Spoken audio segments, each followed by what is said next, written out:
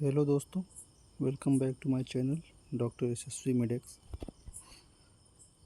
इस वीडियो में हम देखेंगे शब्द और वाक्य। ये जो है औपदेश प्रमाण जो चैप्टर है उसके अंदर ही आता है। इसके पहले हम यहाँ तक सब कंप्लीट कर चुके हैं। निदान चिकित्सा औपदेश का महत्व। इसमें आगे बढ़ते हैं। इसमें शब्द और वाक्य हम पढ़ेंगे। शब्द के लक्षण, शब्द के भेद, शब्द वृत्ति क्या होती है, शक्तिग्रह हेतु, वाक्य का स्वरूप, वाक्य अर्थ का ज्ञान हेतु। ये सब जो है इसमें से कुछ ना कुछ एक क्वेश्चन जो आपको ज़रूर आएगा 5 मार्क्स में, तो ये हमको अच्छे से पढ़ना है, ठीक है ना। तो आगे बढ़ते हैं। शब्द के लक्षण। शब्द के लक्षण क्या है? शब्दों नाम वर्ड समाम्नाय। वर्ड, वर्डों मतलब अक्षरों को मिलाने वाले समूह को शब्द कहते हैं। जैसे आ, ई, उ, ये सबको जोड़ दोगे तो एक शब्द बन जाएगा। अर्थात अक्षरों के समुदाय को शब्द कहा जाता है। शब्द के भेद क्या हैं? इसमें देखते हैं शब्द के भेद कौन कौन से हैं। तो स चतुर्विधा, दृष्टार्थ, अदृष्टार्थ, सत्य, है ना, अनृत्य, सचेती। शब्द 4 प्रकार के होते हैं: दृष्टार्थ, अदृष्टार्थ, सत्य और अनृत्य। सत्य अनृत्य मतलब होता है असत्य, इसको झूठ कहते हैं, है ना। तो ये जो है चार्ट आपको याद होना चाहिए। 5 प्रकार, 4 प्रकार जो है, ठीक। आगे इसको हम एक एक करके देखेंगे। इसमें क्या है, दृष्टार्थ क्या होता है? Obvious an object of sight. जिन वाक्यों में वर्णित विषयों का इंद्रियों द्वारा ग्रहण किया जा सकता है उसे दृष्टार्थ कहते हैं, है ना। इंद्रियों द्वारा ग्रहण किया जा सकता है। भिन्न भिन्न प्रमाणों से जो ज्ञान प्राप्ति की योग्य है उसे दृष्टार्थ कहते हैं, ठीक है ना। इसमें क्या है, आसात में इंद्रियार्थ संयोग, प्रज्ञा पराध और परिणाम से दोष प्रकोपित होते हैं। प्रकोपित दोष षड उपक्रमों से शांत हो जाते हैं, है ना। तो ये जो एग्जाम्पल है ये आपको एज इट इज़ याद करना है, क्योंकि एग्ज़ाम में एज इट इज़ कभी कभी एग्जाम्पल दे देगा, पूछेगा ये किसके एग्जाम्पल है, तो आपको वो बताना रहेगा। नहीं तो मान लीजिए कभी देखेगा शब्द के भेद लिखिए, उनके उदाहरण सहित, परिभाषा सहित उदाहरण दीजिए, तो आपको ये परिभाषा भी लिखना रहेगा, उसका एग्जाम्पल भी लिखना पड़ेगा। इन वाक्यों का यहीं पर अर्थ प्रत्यक्ष होता है, यही दृष्टार्थ तो है, ठीक। आगे बढ़ते हैं। अदृष्टार्थ। जिन वाक्यों में वर्णित विषयों का इंद्रियों द्वारा ग्रहण नहीं किया जा सकता, उसमें ग्रहण करते थे, इसमें ग्रहण नहीं करते हैं, तो उन्हें अदृष्टार्थ कहते हैं। न्याय दर्शन के अनुसार वह शब्द प्रमाण जिसके वाच्य या अर्थ का साक्षात इस संसार में ना हो, आध्यात्मिक या गूढ़ अर्थ रखने वाले को अदृष्टार्थ कहते हैं। जैसे मृत्यु के पश्चात पुनर्जन्म होता है, मोक्ष होता है, ये सब हम देख नहीं सकते ना, ना इंद्रियों से हम देख सकते हैं, या ना ग्रहण करते। इंद्रियां क्या होती हैं? जैसे हमारी चक्षु इंद्रिय हो गया मतलब आँख, है ना, कर्ण इंद्रिय हो गया मतलब कान, है ना, घ्राण इंद्रिय हो गया मतलब नाक। तो ये सब इंद्रियों से हम ग्रहण नहीं कर सकते। इसे मृत्यु के पश्चात जब पुनर्जन्म हुआ तो क्या हम जान पाएंगे या देख पाएंगे? नहीं। मोक्ष होता है, होता है, क्या हम जान पाते हैं, देख पाएंगे? नहीं। तो ये सब चीज़ें। अब आएंगे सत्य। सत्य क्या है? जो शब्द जैसा कहा गया हो वैसे ही हो, यथार्थभूत हो, उसे सत्य शब्द कहते हैं। जैसे आयुर्वेद के उपदेश, है ना। तो आयुर्वेद एक ऐसा चीज़ है, ऐसी पद्धति है, इसमें जितनी भी बातें की गई हैं, कही गई हैं, वो यथार्थ हमेशा ऐसे ही रहेंगी, वो कभी नहीं बदलेंगी, है ना। ये चीज़ है। तो ये आयुर्वेद में जो उपदेश दिए गए हैं ये चीज़ है। साध्य रोग की सिद्धि के उपाय, है ना। अब जो साध्य रोग हैं जिसको ठीक किया जा सकता है, उसके सिद्धि के उपाय भी क्या है? सत्य हैं। फिर अनृत्य, अनट्रुथफुल, जो सत्य के विपरीत हो उसे अनृत्य मतलब झूठ कहते हैं। मृत शरीर को वेदना होती है, होती है। मृत शरीर में दर्द होता है? नहीं होता। तो ये असत्य हो गया। आँखों से सुनाई देता है, हाँ ऐसा है क्या? आँखों से सुनाई देता है? नहीं, आँखों से दिखाई देता है, तो ये भी गलत है। तो सब एग्जाम्पल आपको याद होना चाहिए। अब आते हैं कन्फ्यूज़न वाले पार्ट को। इसको आपको अच्छे से पढ़ना है, इसका एग्जाम्पल भी अच्छे से याद करना है ना। इसमें क्या है, शब्द वृत्ति। ये कभी कभी वाइवा में पूछते हैं, जब आपका प्रैक्टिकल वाला वाइवा होएगा तो उसमें पूछते हैं शब्द वृत्ति क्या होता है। तो वाक्य के अभिप्राय का ज्ञान कराने वाली शक्तियों को शब्द वृत्ति या वाक्य वृत्ति कहते हैं। ठीक, वाक्य के अर्थ को बताने वाली शक्ति को शब्द वृत्त कहते हैं। तो ये क्या है? वाक्य के अर्थ को बताने वाली शक्ति है। शब्द वृत्त क्या है? शक्ति है। वाक्य अभिप्राय का ज्ञान कराने वाली शक्ति को शब्द वृत्त कहते हैं। तो ये भी 4 प्रकार की होती हैं, है ना। वो शब्द के भेद थे, ये शब्द वृत्ति के भेद हैं। इसमें है अभिधा, लक्षणा, व्यंजना, तात्पर्य, आख्या। ठीक है ना। अब इसको एक एक करके हम देखते हैं। इसको आपको एज इट इज सब एग्जाम्पल याद करना है। जब किसी शब्द का सामान्य अर्थ में प्रयोग होता है तब वहाँ उसकी अभिधा शक्ति होती है। ठीक, जैसे सिर पर चढ़ना, ये सामान्य अर्थ में प्रयोग इसका होगा। इस वाक्य का अर्थ है किसी वस्तु को किसी स्थान से उठाकर सिर पर रखना होगा, है ना। इसका कोई अन्य अर्थ ना लेना। जैसे बेटे को सिर पर चढ़ाया है, यहाँ सिर पर चढ़ाने का अर्थ कुछ अन्य होता है। ठीक है ना। इसे कहते नहीं कि अरे भाई लड़की को अपने सर पे चढ़ा के बैठे हैं, इसका मतलब सामान नहीं लिया जाना चाहिए, नहीं कि सर पे ही बैठा लिए हैं। ठीक है ना। Talking to chair, the meaning of this sentence would be having conversation with chair and not with the person sitting on it. Okay, अब आते हैं लक्षणा। जब किसी शब्द का सामान्य अर्थ प्रकट न होकर अन्य अर्थ का अवबोध होता है तब उसे लक्षणा शक्ति कहते हैं। शब्द की निरुक्ति के अनुसार जो अर्थ होना चाहिए उससे भिन्न का अर्थ का होना लक्षणा कहलाता है ना। तो शब्द वह अर्थ है जो अभिधा द्वारा प्राप्त ना हो किंतु लक्षणा शक्ति के द्वारा प्राप्त हो, लक्षित अर्थ कहलाता है। अब इसका एग्जाम्पल देखेंगे तो हम समझ में आएगा कि लक्षणा क्या है। गंगायम घोष, इसका सीधा अर्थ है, वाक्य का अर्थ है अभिधा, इसको कहते हैं वाक्यार्थ अभिधा।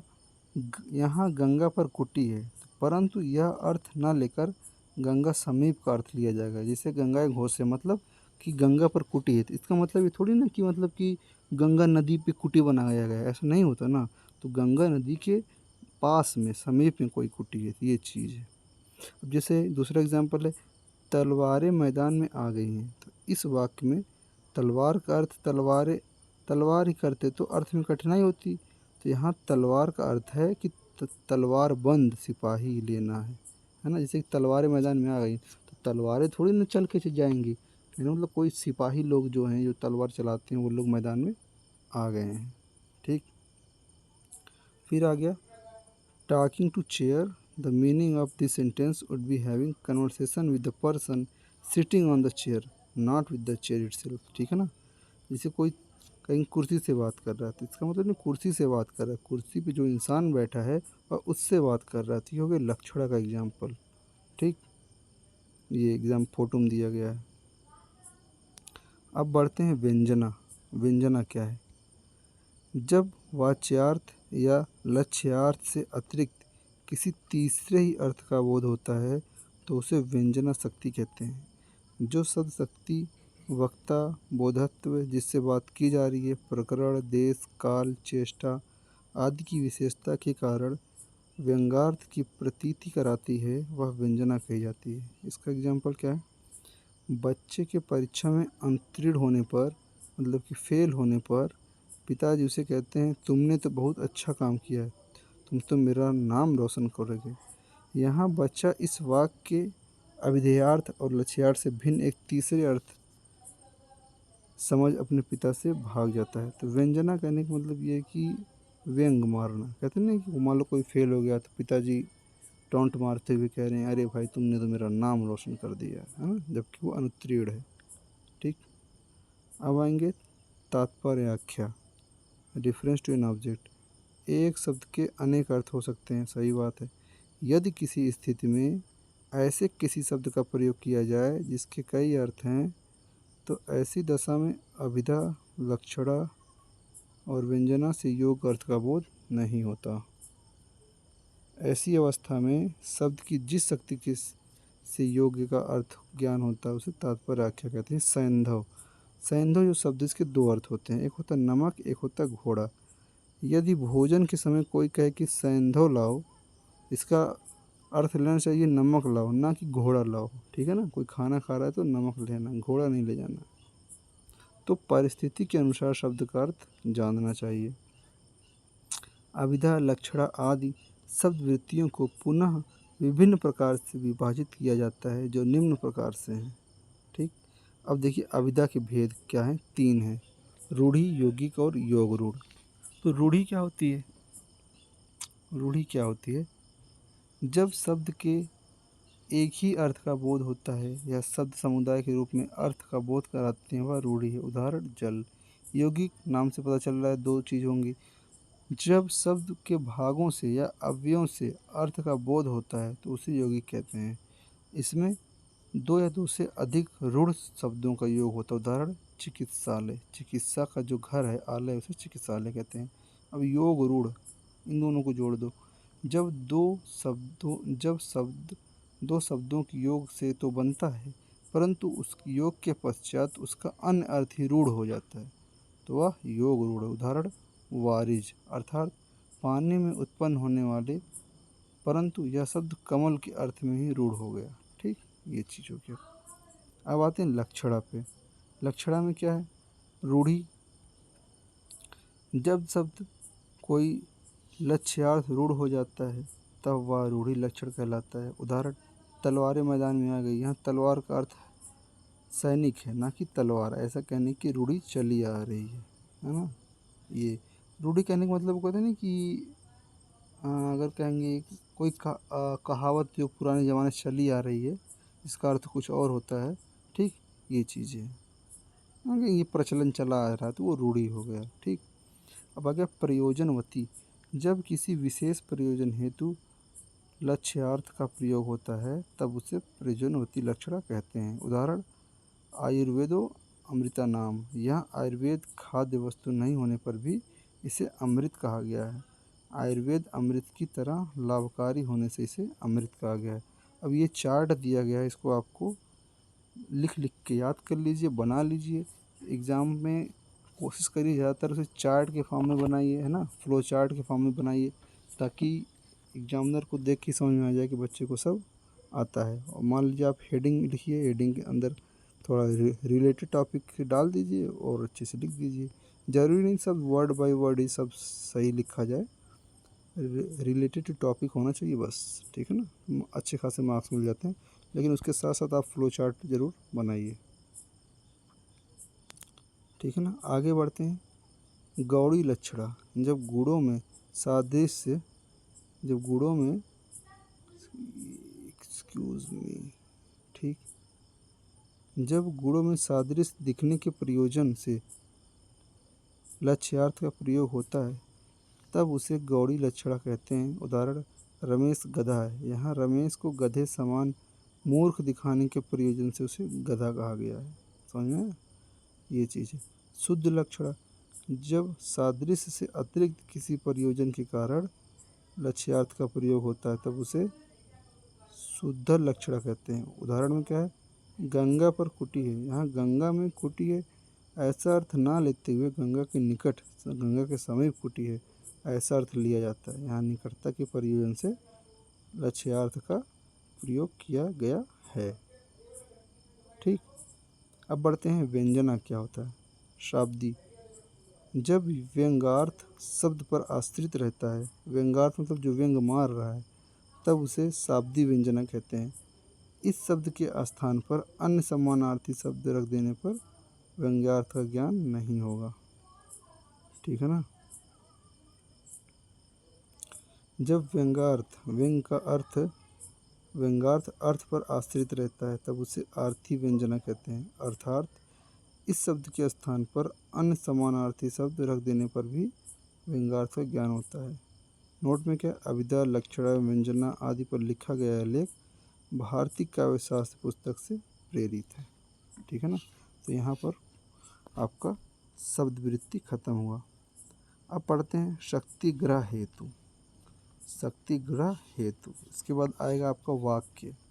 अभी हम शब्द शब्द देख रहे हैं सिर्फ ना। ठीक, तो आगे आ गया।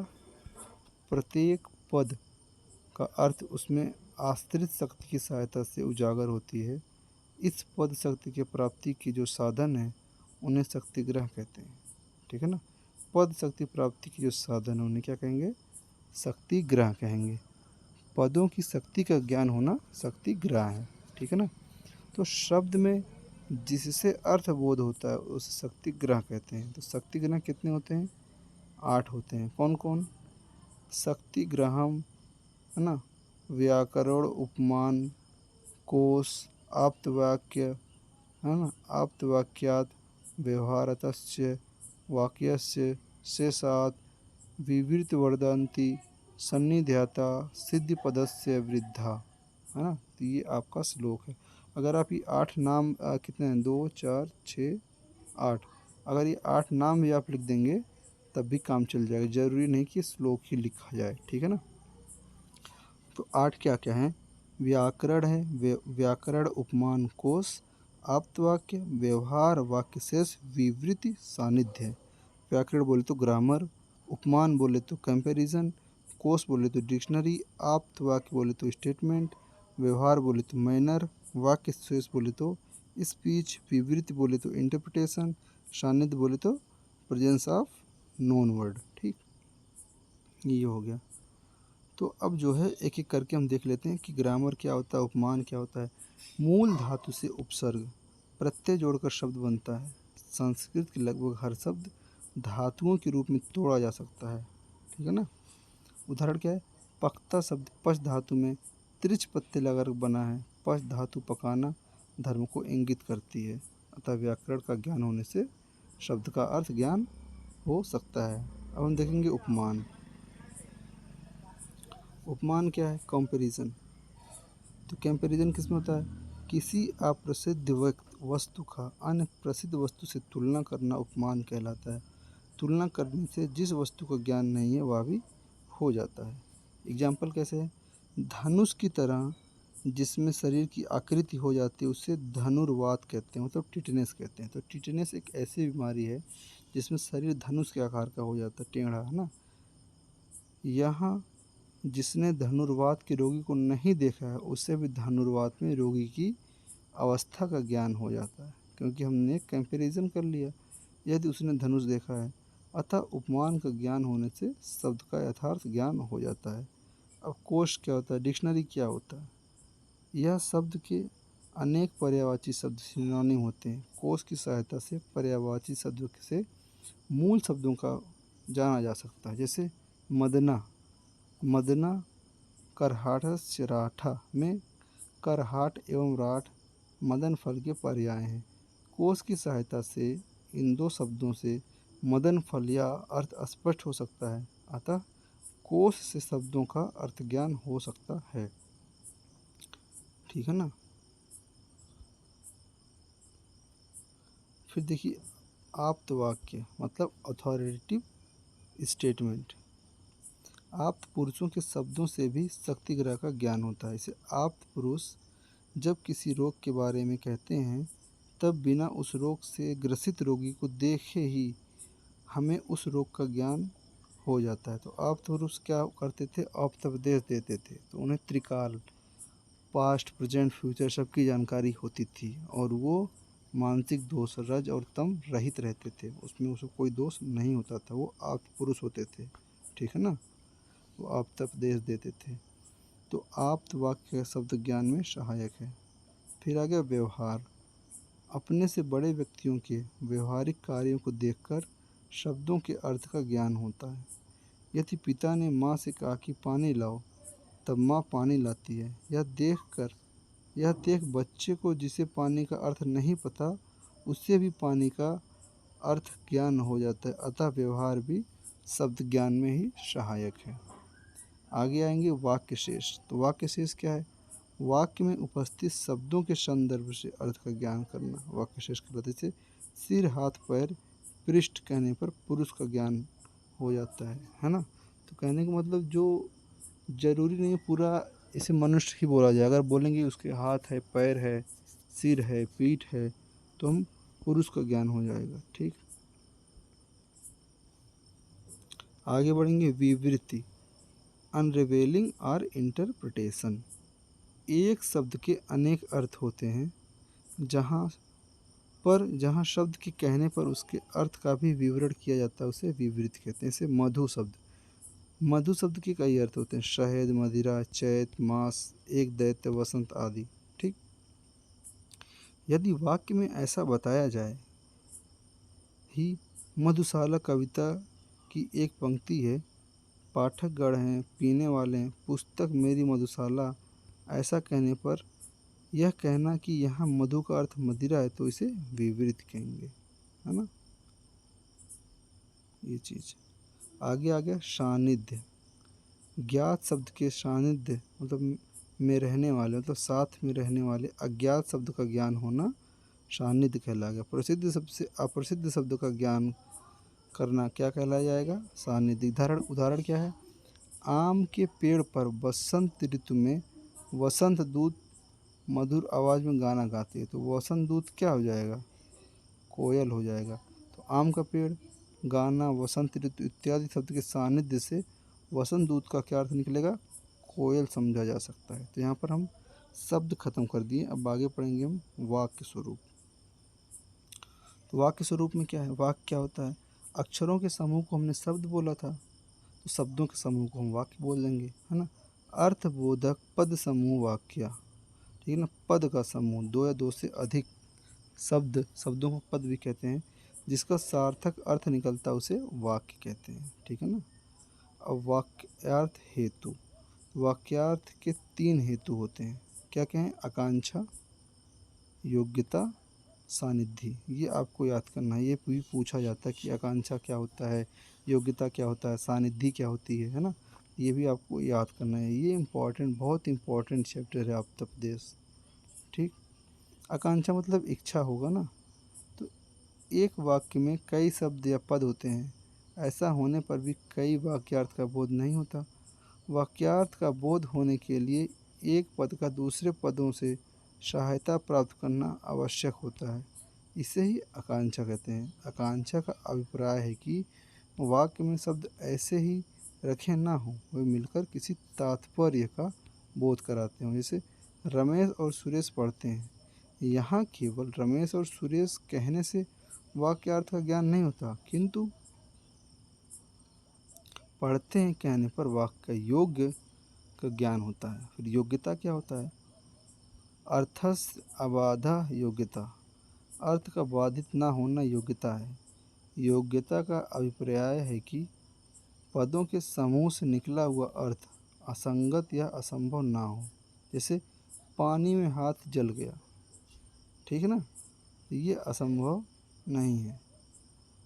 अर्थ का बाधित ना होना योग्यता है।